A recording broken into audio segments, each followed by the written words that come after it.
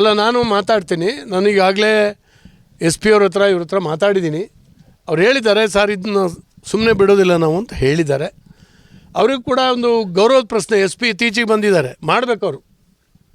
ನಾನು ಯಾರನ್ನೂ ಸಹಿಸೋದಿಲ್ಲ ಅನ್ನುವಂಥದ್ದನ್ನ ತೋರಿಸ್ಕೊಡ್ಬೇಕು ನಮ್ಮ ಎಸ್ ಪಿ, ನಮ್ಮ ಪೊಲೀಸ್ ಅಧಿಕಾರಿಗಳು. ಅಕ್ರಮ ಗಾಂಜಾ ಇಡೀ ಶಿವಮೊಗ್ಗದಲ್ಲಿ ಇಲ್ಲಿ ಸಾಕಷ್ಟು ನಡೀತಾ ಇದೆ. ಕೆಲವು ಪೊಲೀಸರಿಗೆ ಗೊತ್ತಿದೆ ಈ ದಂಧ ನಡೆಯೋದು. ಅವರು ಕೂಡ ಅದ್ರ ಜೊತೆಗೆ ಶಾಮೀಲಾಗಿದ್ದಾರೆ ಅಂತೇಳಿ ನಾನು ಕೇಳಿದ್ದೀನಿ. ಹಿರಿಯ ಅಧಿಕಾರಿಗಳ ಜೊತೆಯಲ್ಲಿ ನಾನು ಕೂಡ ಮಾತಾಡ್ತೀನಿ. ಸಂಕೇತ್ ಅನ್ನುವಂಥ ಬಾಲಕನನ್ನು ಮರ್ಡರ್ ಮಾಡಿರ್ತಕ್ಕಂಥ ಒಂದು ಸಂದರ್ಭದಲ್ಲಿ ಈ ಕುಟುಂಬಕ್ಕೆ ಸಾಂತ್ವನ ಹೇಳಲಿಕ್ಕಾಗಿ ನಾನು ಮತ್ತು ನಮ್ಮ ಮುಖಂಡರಾಗಿರ್ತಕ್ಕಂಥ ಹರ್ತಾಳ್ ಹಾಲಪ್ಪನವರು ಇಲ್ಲಿ ಬಂದಿದ್ದೇವೆ ಈ ಮನೆಗೆ. ನಮಗೆ ಬೇಸರ ಆಗುತ್ತೆ, ಯಾಕಂದರೆ ನಾವು ಎಲ್ಲ ಮಕ್ಕಳನ್ನ ಕಳ್ಕೊಂಡವರು. ಈಗಾಗಲೇ ಹೇಳಿದೆ, ನನ್ನ ಮಗಳು 5.5 ವರ್ಷದ ಮಗಳು ಆಕ್ಸಿಡೆಂಟಲ್ಲಿ ತೀರೋದಾಗ ನನಗಾದಂಥ ನೋವು, ಹೊಟ್ಟೆ ಉರಿ ಏನು ಅಂತೇಳಿ ನನಗೆ ಗೊತ್ತಾಗುತ್ತೆ. ಸುಮಾರು SLC ಓದುವ ಮಗ ಅಂತ ಹೇಳಿದ್ರೆ ಆ ತಂದೆ ತಾಯಿಗಳು ಬಹಳ ದೊಡ್ಡ ಕನಸು ಕಟ್ಟಿರ್ತಾರೆ, ಮಕ್ಕಳು ಹುಟ್ಟಿದ ಕೂಡಲೇ ಹೀಗೀಗ ಆಗಬೇಕು ಅಂತೇಳಿ. ಆ ಕನಸು ಭಗ್ನಗೊಂಡಿದೆ. ಯಾರು ಮರ್ಡರ್ ಮಾಡಿದ್ದಾರೆ ಅವರು ಕಮ್ಮಿ ವಯಸ್ಸಿನವರು ಅಂತೇಳಿ ಅವರಿಗೆ ರಿಯಾಯಿತಿ ಕೊಡಿಸಬಾರ್ದು. ಕಾನೂನಲ್ಲಿ ಏನಿದೆ ಹುಡುಕಿ ಅವರಿಗೆ ಸಾಯೋ ತನಕ ಅವರಿಗೆ ಡೆತ್ ಸೆಂಟೆನ್ಸ್ ಆದರೂ ಒಳ್ಳೆಯದು. ಆ ರೀತಿಯಲ್ಲಿ ಸ್ಪೆಷಲ್ PPಗಳನ್ನು ನೇಮಕ ಮಾಡಿ ಸರ್ಕಾರ ಈ ಕೇಸ್ನಲ್ಲಿ ಆ ಕೇಸನ್ನು ನಡೆಸಬೇಕು.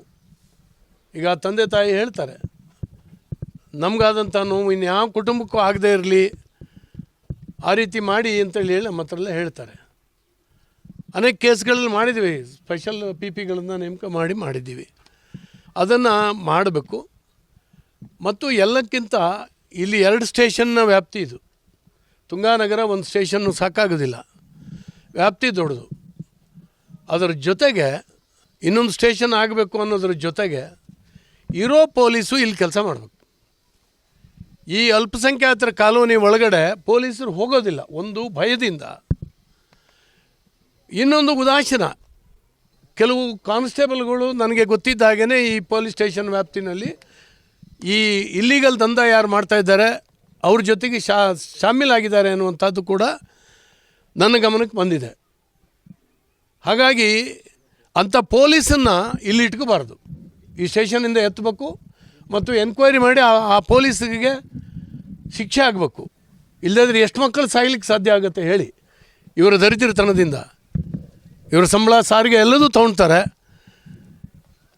ಇಲ್ಲಿ ಕಾಲೋನಿ ಒಳಗಡೆ ಏನು ನಡೀತದೆ, ಯಾರು ಏನು ಮಾಡ್ತಾರೆ, ಗಾಂಜಾ ಯಾರು ಮಾಡ್ತಾರೆ ಗೊತ್ತಿದೆ. ಇವರೆಲ್ಲ ಹ್ಯಾಬಿಚುವಲ್ಸ್, ಇವರು ಮಕ್ಕಳು.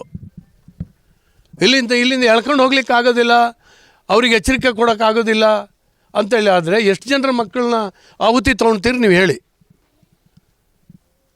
ಮತ್ತು ಇತ್ತೀಚಿನ ವರ್ಷದಲ್ಲಿ ಕಾಂಗ್ರೆಸ್ ಬಂದ್ರ ಮೇಲೆ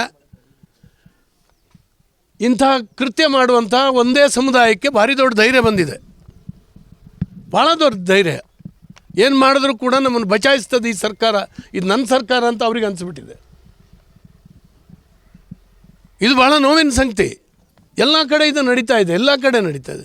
ಶಿವಾಜಿ ಜಯಂತಿ ಮೇಲೆ ಕಲ್ಲು ಹೊಡಿತಾರೆ, ಇನ್ಯಾರ್ದೋ ಮೇಲೆ ಇದನ್ನ ಮೊನ್ನೆ ಹಿಂದೂ ಸಮಾಜೋತ್ಸವ ಮಾಡೋವಂಥವ್ರ ಮೇಲೆ ಇದು ಬರ್ತಾ ಇದ್ದಾರೆ. ಈ ಮತ ಹೆಂಗೆ ಬರ್ತದೆ ಇವರಿಗೆ? ಬಾಗಲಕೋಟೆನಲ್ಲಿ ಗಲಾಟೆ ಆಗಿದೆ, ನಿನ್ನೆ ಇದರಲ್ಲಿ ಗಲಾಟೆ ಆಗಿದೆ, ನಿಮ್ಮ ಕೊಡಗುನಲ್ಲಿ ಗಲಾಟೆ ಆಗಿದೆ. ಪ್ರತಿ ಕಡೆ ಆಗ್ತಾಯಿದೆ ಅಂತ ಹೇಳಿದ್ರೆ ಸರ್ಕಾರದ ತುಷ್ಟೀಕರಣದ ನೀತಿ.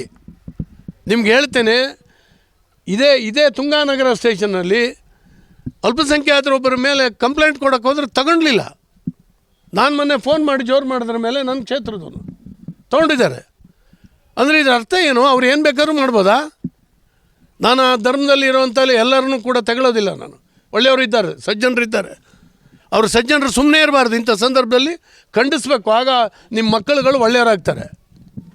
ಬೆಂಬಲ ಕೊಡಬಾರ್ದು, ಇವರಿಗೆ ಅನ್ನ ನೀರು ಹಾಕಬಾರ್ದು. ಏನಿದು? ನಾವೆಲ್ಲ ಒಟ್ಟಿಗೆ ಬದುಕಬೇಕಲ್ವ ಈ ದೇಶದಲ್ಲಿ?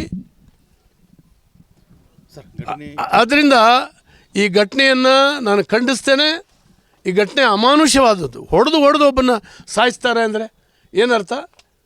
ಇದೇ ಹುಡುಗರುಗಳು ಇದೇ ಇವರೇ ಅಂತ ಕಾಣಿಸ್ತದೆ. ನೋಡಬೇಕು.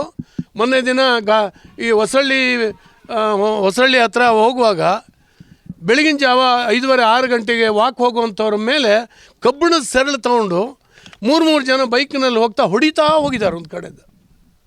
ಬಾಸುಂಡೆ ಬಿದ್ದಿದೆ ನನಗೆ ಮೊನ್ನೆ ಒಬ್ಬ ತೋರಿಸ್ತಾನೆ. ಎನ್ಕ್ವೈರಿ ಮಾಡೋದಿಲ್ಲ ಪೊಲೀಸ್ನವರು. ಏನಾಗಿದೆ ಇವರಿಗೆ? ಕಂಪ್ಲೇಂಟ್ ತೊಗೊಂಡು ಎನ್ಕ್ವೈರಿ ಮಾಡಲಿಕ್ಕೆ ಏನಾಗಿದೆ? ಸೊಮೋಟೋ ಕೇಸ್ ರಿಜಿಸ್ಟರ್ ಮಾಡಲಿಕ್ಕೆ ಏನಾಗಿದೆ? ಇವತ್ತು ಬೆನ್ನ ಮೇಲೆ ಹೊಡಿತಾರೆ, ನಾಳೆ ತಲೆ ಮೇಲೆ ಹೊಡೆದು ಸಾಯಿಸ್ತಾರೆ. ಈ ರೀತಿ ಒಂದು ಸ್ವೇಚ್ಛಾಚಾರದ ಪ್ರವೃತ್ತಿ ಇವತ್ತು ಈ ಮಕ್ಕಳಲ್ಲಿ ಬರ್ತದೆ ಅಂತ ಹೇಳಿದ್ರೆ ನಾಳೆ ದೇಶಕ್ಕೆ ದೊಡ್ಡ ಕಂಟಕಪ್ರಾಯರಾಗತಕ್ಕಂಥ ವ್ಯಕ್ತಿಗಳಾಗಿ ಬರ್ತಾರೆ.